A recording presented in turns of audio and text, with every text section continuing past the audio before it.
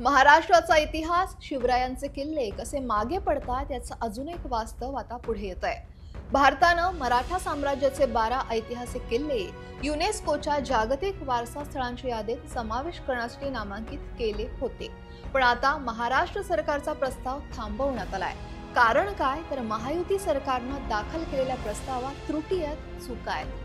सर्व नामांकनांची तपासणी करणारी पॅरिसमधली युनेस्कोची सल्लागार संस्था international council on monuments and sites म्हणजेच कॉमॉसने अर्जांची पडताळणी केली आणि सांगितलं की भारताच्या दस्तऐवजीकरणात बऱ्याच त्रुटी आहेत। शिवाय या ऐतिहासिक वास्तू जतन करण्याचं कामही नीट केलेलं नाही आणि त्यामुळेच युनेस्कोच्या सल्लागार समितीनं भारताचा प्रवेश पुढे ढकलण्याची शिफारस केली आहे।